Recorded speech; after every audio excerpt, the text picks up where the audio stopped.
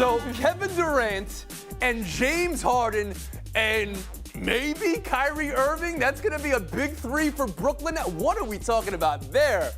What do you even do with that? But first, so that's Brooklyn in the East. That this trade happened, let's start here. That it happened today. That it had to happen today. A direct result of Harden's comments last night and everyone in the franchise's reaction to that. I mean, DeMarcus Cousins was the voice of professionalism and reason throughout all of this. He wasn't allowed to practice today, but now that it has happened, George Sedano, around the horn to you. What are these Brooklyn Nets with James Harden?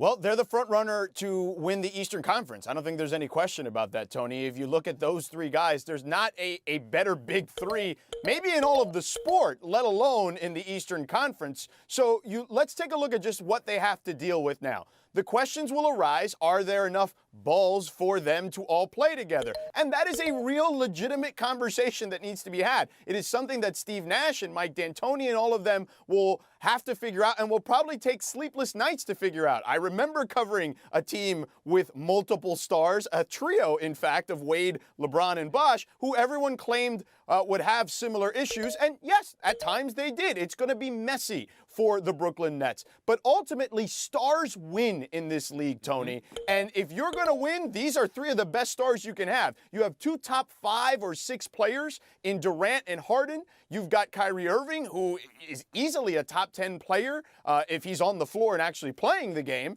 And then on the flip side of that, for Philly, I wonder how much of this was they were never, as in Houston, never going to trade him to Philadelphia because that's what Daryl Morey wanted. And they're still upset about the fact that Morey left and said he would take a sabbatical, and it lasted like 6 minutes before he ended up with the Philadelphia 76ers. So they were going to try to tax him as much. All right, we're going to put a bookmark in that for a second. But also, I know Sedano is going for the world record in points. I love the idea. So the big three you covered in Miami, yes, LeBron, Wade, and Bosh. On the basketball court, they had to settle through some issues. This is not just on the basketball court. You're dealing with Irving and Harden, personalities, and Durant, the likes of which I don't even know. And it's a rookie head coach. Let's bring in Tim Calishaw here, a veteran presence on this show. What did Brooklyn just do?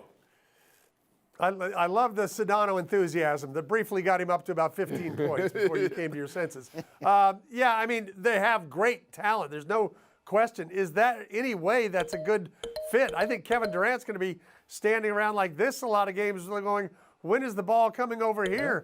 Kyrie and Harden want to have it the whole time. Now, they may figure it out this season. I don't know if it'll happen that quickly. It doesn't always go that quickly, and this is a very different James Harden than the one who played with Kevin Durant 9 or 10 years ago. He wants the ball all the time. So, it's fabulous, to see them, to see how these three work together.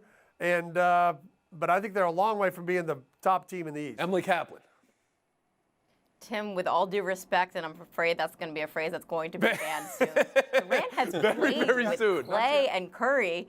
He's used to not having the ball.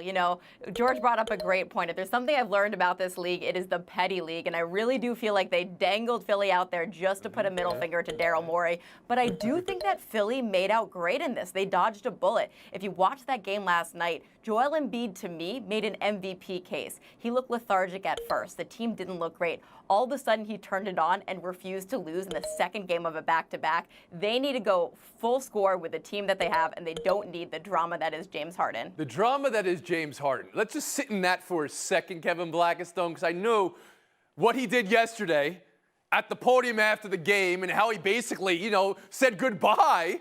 And the way it was taken by the franchise today was something that was really burning you even before this trade happened. So you can sit in that, or you can go after the Brooklyn Nets now. Go ahead, Kev. Well, and I've got to start with that because he threw his teammates under the bus, talking about the chemistry problems that they have. Well, he's the chemical in that chemistry that made it a problem. And then to say that they didn't have any talent. They just got John Wall, who I think was an all-star in this league and has been doing all he can to come back from injury to play again in this league. DeMarcus Cousins, the same kind of thing, threw him under the bus. And so now he goes to Brooklyn. So what happens to James Harden in Brooklyn? He's not going to be the man. Let's be clear about this. That is Kevin Durant's team. Kevin Durant is the one with multiple championships. Kevin Durant is the team player. So he's going to have to settle under Kevin Durant. And also, let's not forget, Kyrie Irving, say what you want to, but he was a big game winner in an NBA Finals. That's something that James Harden has yet to do. We've talked about him disappearing in the postseason. So he's going to have a lot to live up to. And, man, I feel sorry for Steve Nash having to handle these three personalities. You believe it's something he's going to be able to handle?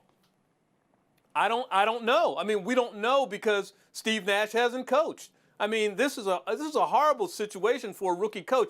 Forget the player right now. This is the first time he has run an NBA team, and he's got to do it with Kyrie Irving and James Harden. Good luck. All right, so no one is as bullish as George Sedano is on the Nets. You call them the best team in the East now. You can come back in, George.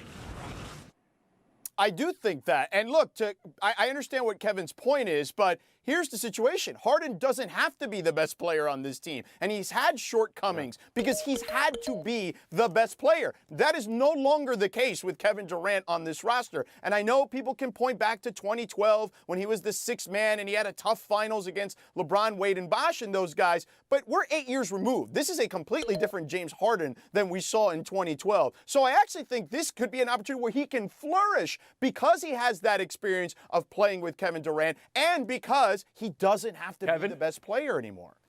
But the James Harden that is existing now is a completely different James Harden. He is the man, or he thinks of himself as the man. And I just can't see him going to Brooklyn and all of a sudden going, okay, I'm going to ride in the back seat. George? Don't see it happening.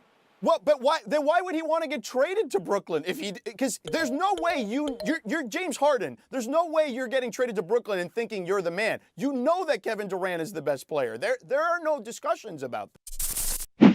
Thanks for watching ESPN on YouTube. For live streaming sports and premium content, subscribe to ESPN+.